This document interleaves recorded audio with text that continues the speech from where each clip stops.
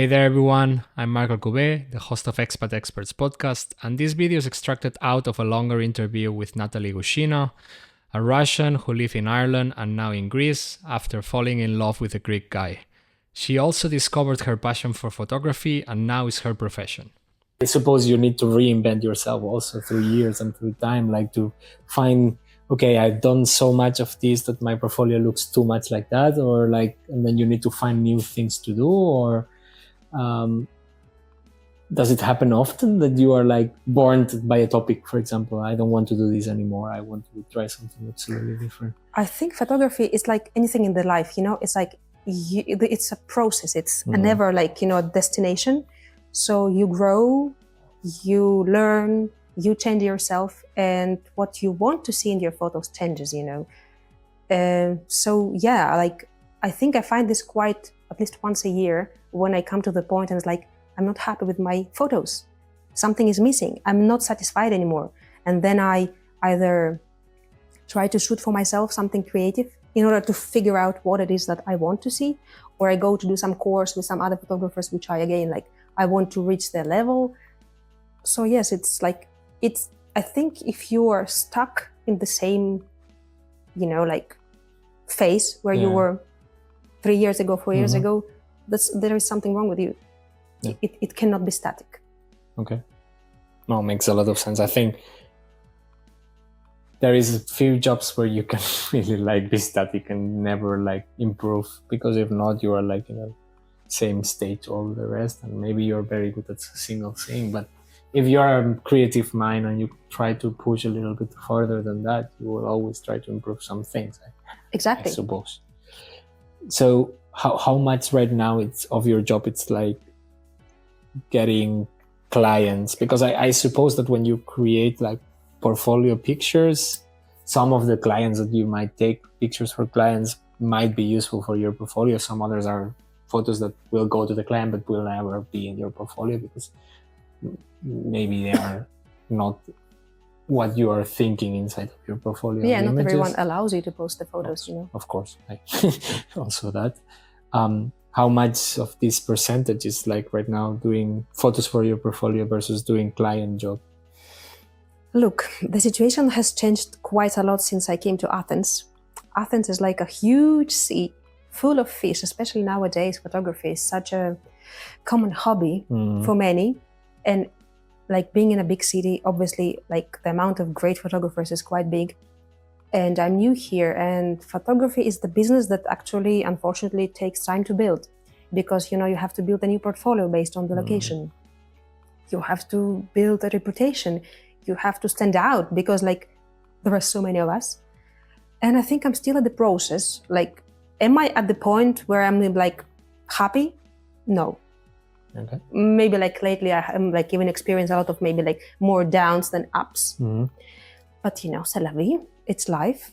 So at the moment, I try to find any opportunities to photograph, not even clients, just offering photo shoots. I have an idea, or I have a location I would like to add to my portfolio. I would just go to some communities in Facebook and I would look for people and say, hey guys, want a photo shoot for free? Want to be my models? Well, and yeah, it's a little bit of both at the moment. Nice. Have you ever shoot with professional models?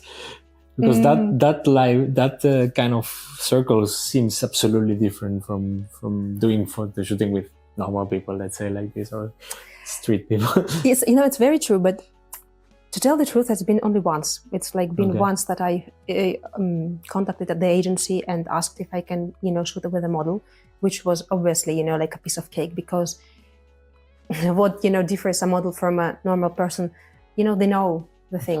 They are really fluent. It's just about, constantly moving. So it's all this face expressions, relaxed hands, super nice movement. It was really easy. Okay. But from the beginning, I knew that I don't really want to work with professional models. I'm drawn to real people. And I'm drawn to, the stories maybe even behind those people. So for me, it may be more challenging, but I prefer 100 times working just, with a random person I meet in the street on a website, or a client who bothers me than, who's the models. They look pretty, they would attract, people maybe sometimes to your profile. But I like it the hard way and more interesting way and more maybe like human way, something like that.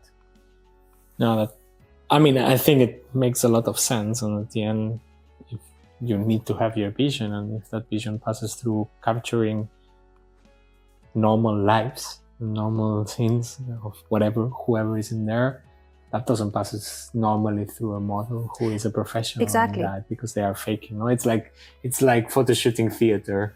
The actors are acting, and then they are in a paper that it's not their life, and therefore they are putting it. Don't get me wrong. I think photo shoot sometimes is some kind of acting, because like you put people in a situation, you ask them to do things in order to capture. Like I sometimes feel that I'm a director who is directing a movie, and this is how it is, but I'm just, like taking the little snaps of the moments of the things that they do. Models are okay, but my portfolio is not about, the pretty girls, the perfect girls. I want it to be about real people like me, like everyone else. I want people look at it and say, like, I don't have to be perfect in order to be photographed. I can be me. This is what I want to show, like a person, she is who she is, and she's still, beautiful. You don't need to be in this, what society is defining as a standard of beauty to be photographed. Absolutely.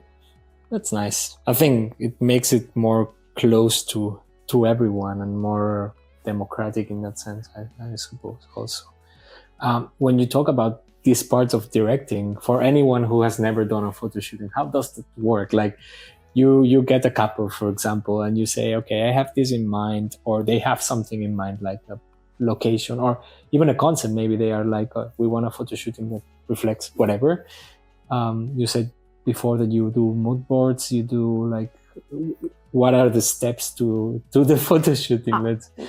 Okay, if like, yeah. In your case, of course, like it's not always like this, because sometimes like a client contacts me and they just like, and like we meet and we do something spontaneous. But if I shoot for myself and with some clients, the mood board is important because I guess I want to show you the mood of how it's going to be, like what I want to get from you and what you will get when I take these photos. So that will be one thing. Then obviously I really like to put the attention to what people wear, which is important part.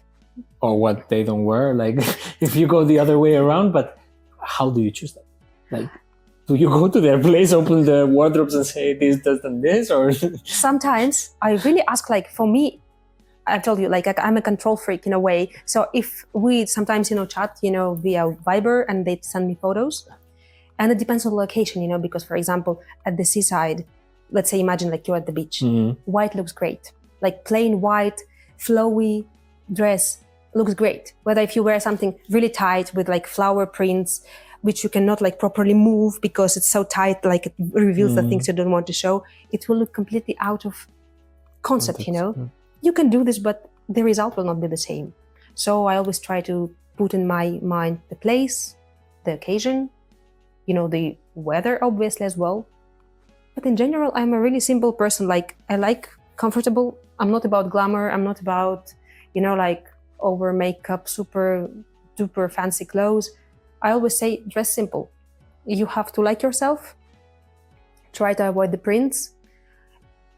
Earthy colors like, like browns and beiges and like whites and blacks, neutral colors. They always work perfectly because the less loud your clothes is, the less it takes attention from the people who are in the picture. And people is my main subject. So at any rate, I want, people to try to look at their clothes and not at, at the characters on the photos. So we discussed this. Like makeup. I like girls without makeup, or like a little bit makeup doesn't matter as well. So we usually discuss this, and then how I would direct. You asked how I would direct that. I have this thing, like I can switch. No. That's exactly what this podcast is about. So. Point of the question. Directing. I always tell them that, if you never done any photo shoots, you probably will feel quite uncomfortable first, like 15 minutes in front of the camera, because it's voila. Yes, the point is proven. Because it's awkward. Sometimes I'm a stranger they see for the first time. So we take some time to learn. I take the time to learn how they are, because I like to watch their little, like maybe movements, how they, if it's a couple, how they interact between each other. If it's a girl, some little gesture that she does, when she like fixes her hair, maybe like she's moving her dress. As I said, I'm not about posing. I want the person, I want the photo to be about the person. So I observe those. If you liked this short video out of the full episode, you can find the link to it around here and in the description below. Of course, if you are also interested in checking out other episodes, please subscribe and like.